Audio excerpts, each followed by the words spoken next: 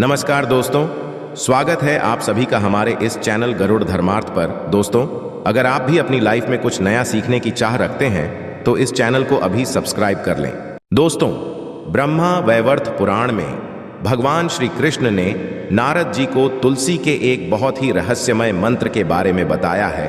तुलसी विवाह के पश्चात इस मंत्र का उच्चारण करने मात्र से उसी क्षण व्यक्ति के सभी दोष खत्म हो जाते हैं और उसकी दरिद्रता का अंत हो जाता है। यह मंत्र आपके मनोकामनाओं को पूर्ण करने वाला है, इसीलिए तुलसी विवाह के पश्चात इस छोटे से मंत्र का उच्चारण जरूर करें। दोस्तों, कार्तिक महीना हिंदू धर्म में सबसे महत्वपूर्ण माना जाता है। कार्तिक महीने में कई महत्वपूर्ण त्योहार और एकादशी का व्रत आता है, जिन्हें करने से भगवान विष्णु और मां लक्ष्मी की कृपा प्राप्त होती है। कार्तिक मास के शुक्ल पक्ष की एकादशी को देवउठनी एकादशी के नाम से जाना जाता है। इस एकादशी का महत्व सबसे अधिक बताया जाता है, जिसके पश्चात द्वादशी तिथि को भगवान विष्णु के शालिग्राम रूप के साथ तुलसी का विवाह संपन्न किया जाता है। इसी को हम तुलसी विवाह के नाम से जानते हैं। ये दिन सभी विवाहित दाम्पत्यों के लिए महत्वपूर्ण होता है। देवउठनी एकादशी के दिन भगवान विष्णु 4 महीने की योग निद्रा के पश्चात जागते हैं और तभी से सभी मांगलिक कार्यों की शुरुआत होती है। इसीलिए सबसे पहला मांगलिक कार्य भगवान विष्णु और तुलसी का विवाह किया जाता है। इससे जीवन में सुख समृद्धि आती है। दोस्तों, 23 नवंबर को देवउठनी एकादशी के दिन चतुर्मास की समाप्ति होती है के पश्चात तुलसी शालिग्राम विवाह का आयोजन किया जाता है। तुलसी विवाह के दिन द्वादशी तिथि 23 नवंबर को रात 9:01 पर शुरू होगी और समापन 24 नवंबर को शाम 7:06 पर होगा। उदय तिथि के अनुसार तुलसी का विवाह इस बार 24 नवंबर को ही होगा।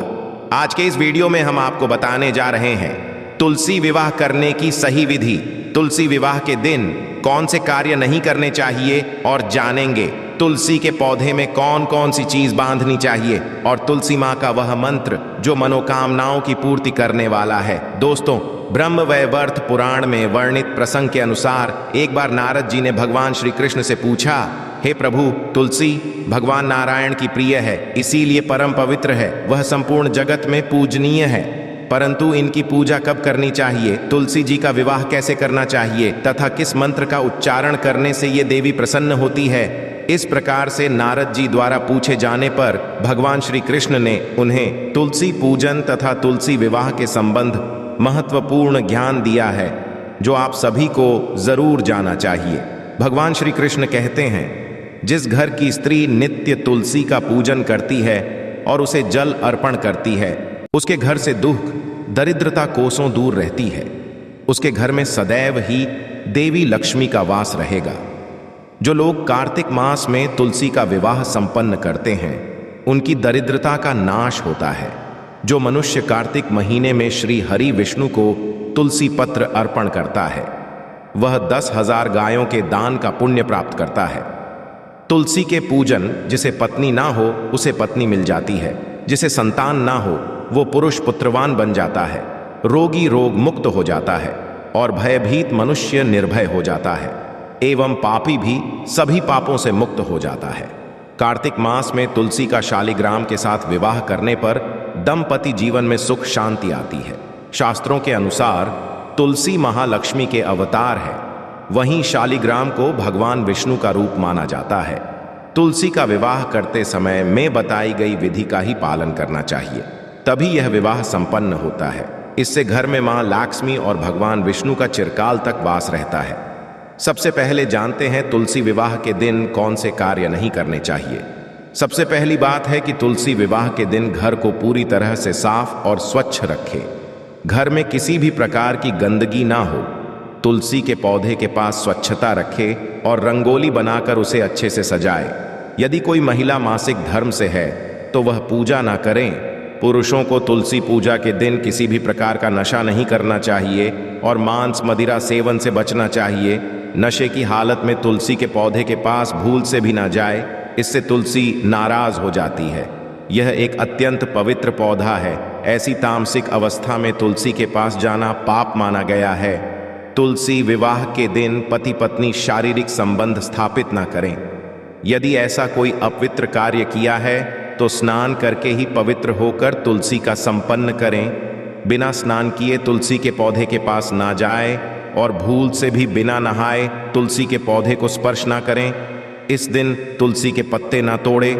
एक दिन पहले ही तुलसी के पत्र तोड़कर रखें और फिर पूजा में इनका प्रयोग करें। तुलसी के पत्र तोड़ते समय तुलसी मैया से क्षमा मांगते हुए तोड़े।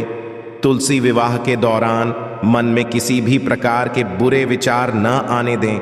मन को साफ और स्वच्छ रखकर ही तुलसी की पूजा करें। रात्रि में तुलसी पौधे को स्पर्श न करें अथवा उसके पत्ते न तोड़े। ऐसा करना अशुभ माना गया है। रात्रि में तुलसी का पौधा निद्रा अवस्था में होता है। ऐसे में पत्ते तोड़ने पर पाप ही लगता है। तुलसी जी का विवाह करते समय तुलसी को सुहाग का सामान जरूर चढ़ाए। इससे अखंड सौभाग्य की प्राप्ति होती है। तुलसी विवाह के दौरान तुलसी के पौधे के पास शालिग्राम रखें और उस पर तिल चढ़ाएं। पूजा में तुलसी और शालिग्राम को दूध में भीगी हल्दी का तिलक, जरूर शालिग्राम पर तुलसी पत्र रखकर चंदन लगाना चाहिए। तुलसी का विवाह शाम के समय करना ही सर्वोत्तम होता है। तुलसी के गमले के पास गन्ने रखकर मंडप बनाया जाता है। इसके पश्चात तुलसी के पास शालिग्राम रखकर तुलसी का विवाह संपन्न किया जाता है। विवाह के दौरान तुलसी और शालिग्राम पर अक्षत और फूल डालने चाहिए। विवाह के सभी नियमों का पालन जरूर करना चाहिए। तुलसी विवाह के पश्चात भगवान विष्णु की आरती करें और प्रसाद में तुलसी पत्र डालकर उन्हें भोग लगाएं। उसके पश्चात 11 बार तुलसी की परिक्रमा करें। तो प्रकार से आप तुलसी का विवाह संपन्न करें। वहीं इस दिन कुछ खास उपाय करने से वैवाहिक जीवन से जुड़ी समस्याएं खत्म हो जाती हैं, जिसके परिणाम स्वरूप शादीशुदा जीवन में सदैव खुशहाली बनी रहती है। तुलसी विवाह के दिन सुख शांति और समृद्धि के लिए तुलसी माँ को चुनरी जरूर चढ़ानी चाहिए। अक्सर लोग घर में तुलसी का पौधा तो लगा देते हैं, लेकिन उनसे ये गलती हो जाती है कि वे तुलसी माँ को चुनरी नहीं चढ़ाते हैं, जिसके कारण उन्हें तुलसी लगाने का फल प्राप्त नहीं हो पाता है। सदैव ध्यान रहे कि तुलसी का पौधा चुनरी के बिना अधूरा होता है। तुलसी केवल एक पौधा नहीं है, बल्कि वह देवी है, विष्णु पत्नी है। उन्हें हम अपनी माता मानते हैं। इसीलिए तुलसी को चुनरी जरूर ही चढ़ानी चाहिए। इससे पति पत्नी में प्रेम और विश्वास बढ़ता है।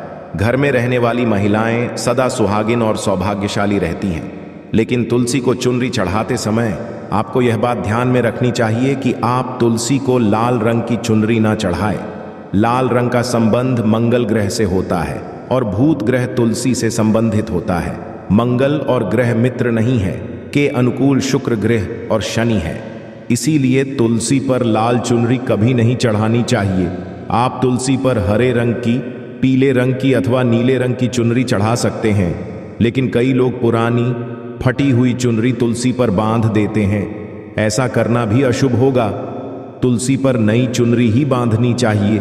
तुलसी पर चुनरी के लिए एकादशी का दिन सर्वोत्तम होता है। आप किसी भी एकादशी के दिन नई चुनरी लाकर उसे तुलसी के पौधे में बांध दें। इसके आपको कई गुना अधिक लाभ प्राप्त होंगे। तुलसी को बिना चुनरी के कभी ना रखें। यदि चुनरी पुरानी हो जाए तो चुनरी को एकादशी के दिन ही बदलना चाहिए। तुलसी विवाह के दिन एक पीला रंग का धागा लेकर अपने शरीर की लंबाई के बराबर नाप कर काट लें। इसके पश्चात उसमें 108 गांठ लगा दें और फिर तुलसी के पौधे के नीचे बांध दें। इसके साथ ही अपनी मनोकामना कहें। जब आपकी मनोकामना पूर्ण हो जाए तो इस धागे को खोलकर जल में प्रवाहित कर दें। श्री कृष्ण कहते हैं कि जो भी स्त्री तुलसी विवाह के दिन तुलसी के समक्ष इस मंत्र का उच्चारण करेगी वह सौभाग्यशाली बनेगी।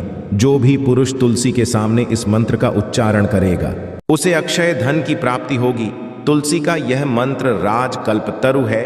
ये समस्त फलों को प्रदान करने वाला है।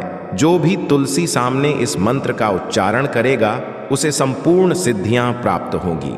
वह मंत्र इस प्रकार है। इस मंत्र का जाप करने मात्र से उसी क्षण व्यक्ति के समस्त पाप नष्ट हो जाते हैं और उसकी दरिद्रता खत्म होकर अपार धन संपत्ति की प्राप्ति होती है। तुलसी विवाह के दिन तुलसी के पौधे में थोड़ा सा कच्चा दूध अर्पित करें। दूध चढ़ाते समय इस मंत्र का जाप जरूर करना चाहिए। तो यह थी आज की खास जानकारी।